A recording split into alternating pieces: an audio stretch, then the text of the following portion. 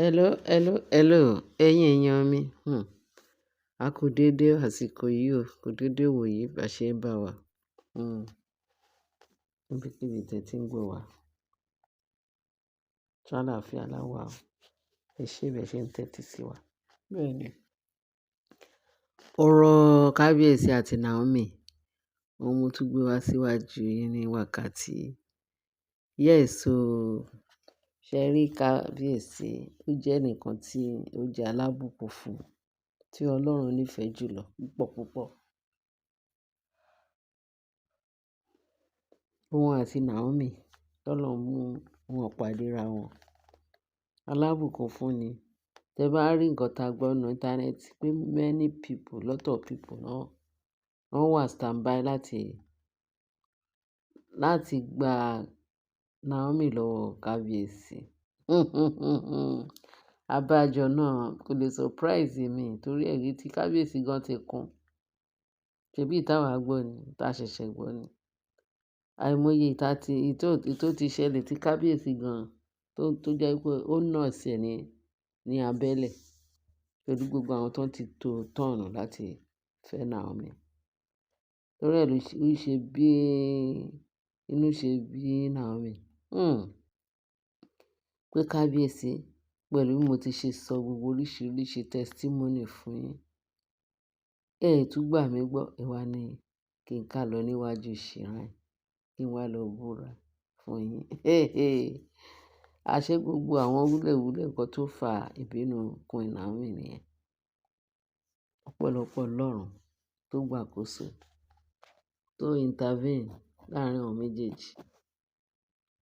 Àbájọ náà tí Governor Adeleke fi dá sí ọ̀rọ̀ yìí ló ní kíkankíkan. Bẹ́ẹ̀ ni o, ló ní rẹpẹtẹ ní nǹkan tá ń gbọ́, tá ti gbọ́, tá tún gbọ́ ni wípé Kábíyèsí ẹ mú ìyàwó yín mọ́ra.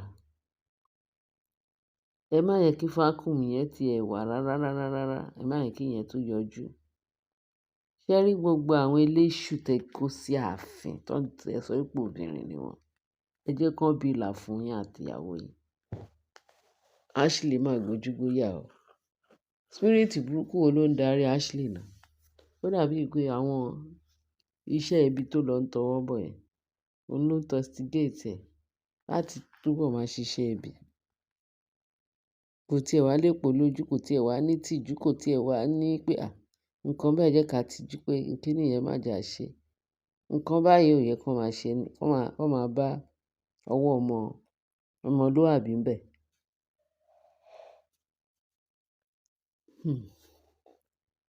Tí Ashley yìí ni mo rí. Bó ṣe ń gé lóòka, bó ṣe ń gé lọ́wọ́ ló ń bò ká, bó ń gé ní àwọn ọ̀ka ló tún bò ká. Irú èèyàn wo ni tí ẹ? Kábíyèsí, Ọlọ́run á máa fún yín ṣe, ẹ rójú tu ara yín o. Ọlọ́run á máa fún yín ní nǹkan ní ọ̀nà àrà tẹ máa gbà, tẹ máa fi kápá àwọn olórí ibi tí ẹ kó sáàfin. This is a terrible situation and terrible. I don't know, mi ò mọ nǹkan tí mo fẹ́ fi qualify gbogbo àwọn ìwà tó ń hù sí yín láàfin yẹn. Pẹ̀lú Naomi. Ẹ sọ fún wọn pé ẹ kàn nípa, ẹ jẹ́ kó fi yé wọn. Ẹ jẹ́ kó yé wọn pé okùnfà tẹ fà, òun ló fà tí ẹ̀yin gan, táwọn gan ṣe lè rapálá wọnú ààfin. Àìjẹ́bẹ̀, most especially this Ashley. Ashley ò mọ bó ṣe jẹ́ ni. Kí ló wá ṣe láàfin? Ibi gbá ló sọ pé ó fẹ́ rùn. Ó wá fún ìyàwó. In the first place, ṣé mo approach ẹ, ṣé mo sọ pé mo fẹ́ fẹ́ gẹ́gẹ́ bí obìnrin, bí ìyàwó. Báwo ni tí ẹ ṣe wá le tó yìí, tó jẹ́ kí n gbádùn, tó jẹ́ kí ìyàwó mi gbádùn. Ashley, tó bá fẹ́ kí Ọlọ́run rán ẹ níṣẹ́ tó ní fi dé mọ́, má tún kọjú sí ìyàwó mi láti sọ pé o fẹ́ ta fèlèfèlé níwájú ẹ̀ àbí níwájú Kábíyèsí fún rẹ̀. Kí ló dé? Ṣé àwọn nǹkan tẹ̀ ń jí gbogbo nǹkan tẹ̀ ń fojú tẹ̀ ń ṣe gbogbo agbára òkùnkùn tẹ̀ ń gbé sápá. Òun ni ò tí ẹ̀ jẹ́ kí ẹ ti ẹ ní ọpọlọ. Nǹkan báyìí náà ń ṣe, nǹkan báyìí náà kì í ṣe. Kí ló dé? Now, gbogbo nǹkan tó ṣẹlẹ̀, mo ti wá gbọ́ ní íńtánẹ́ẹ̀tì pé, kábíyèsí, ẹ kú oríire o. Ẹ kú oríire pẹ̀lú ìyàwó t'Ọlọ́run fi fún yín yìí. Ẹ dìímú ṣinṣinṣinṣin. Tipẹ́tipẹ́ má yẹ kó tí ẹ ní bọ́ lọ́wọ́ yín, kó tí ẹ ní bọ́ ọmọ yín lọ́wọ́ lágbára Kristi Jesu. Kò ní bọ́ ọmọ yín lọ́wọ́. Naomi kábíyèsí náà ò ní bọ́ ọmọ yín lọ́wọ́. Kò ní bọ́ ọmọ yín lọ́wọ́ lórúkọ Jésù. Agbára ẹ̀jẹ̀ Jésù. Àwọn ọmọ tó dẹ̀ bí lágbára Kristi. Ọlọ́run á bá wa wò wọ́n láwòye. Á bẹ̀ wò wọ́n láwòye dájú. Wọ́n á gbó wọn tọ́. Wàá jèrè wọn o. Wọ́n ní ọwọ́ tó ṣẹ́gun sí ló máa jẹ́ o. Bẹ́ẹ̀ ni, ẹni ẹlẹ́ni ò ní gbà ṣe ẹ ṣe. Lágbára ẹ̀jẹ̀ Jésù, ẹni ẹlẹ́ni ò ní gbà ṣe ẹ ṣe. Naomi. Nílé kábíyèsí, ẹni ẹlẹ́ni ò ní gbà ṣe ẹ ṣe. Ẹni tó bá ń pinnu pé òun fẹ́ gbà ṣe ẹ ṣe, Ọlọ́run máa rán níṣẹ́ lọ. Iṣẹ́ t'Ọlọ́run máa rán lọ tí ò ní lè padà mọ́ títí láéláé. Lágbára Kristi Jésù Olúwa wa. Àmín. Nítorí náà kábíyèsí, ẹ dira yín lámùrè. Ẹ tọ́jú ìyàwó yín Naomi. Ẹ tọ́jú ìyàwó yín Naomi. Àwọn ọmọ tó bí fún yín, Ọlọ́run á bá yín tọ́ wọn. Lágbára Kristi Jésù Olúwa wa. Ẹ̀yin méjèèjì lẹ́jọ́ tọ́ nǹkan yín. Lẹ́jọ́ jèrè wọn. Kábíyèsí, ọ̀rọ̀ obìnrin pé afẹ́fẹ́, mo ti ẹ̀ jẹ́rìí kábíyèsí. Ọ̀nà tí kábíyèsí tó fi dismiss Títí ṣé Ṣaléwá àbí Ṣakíní kan. Bí Àṣàbí náà ń pè Títílayọ̀. Tí ìyẹn ń wá tó ń bọ̀ péréje tó fẹ́ wọnú ààfin. Ọlọ́run ló bá yín lé yẹn náà lọ. Ẹ̀yin mọ irú wàhálà tí wọ́n fẹ́ bá yín fà. Àwọn tó ń fún yín ní bad advice. Kí ni ṣé ìyẹn wà ní certificate láti lọ sí ìjọba ọ̀run lórí obìnrin? Wọ́n fún yín ní advice, wọ́n láwọn elders. Àṣé ìparun ara wọn náà ń wá láìṣe ẹ̀yin kábíyèsí. Wọ́n fún obìnrin tó lé ní kí lẹ fẹ́ fi ṣe? Ó ní sí mélòó lẹ yìí fẹ́?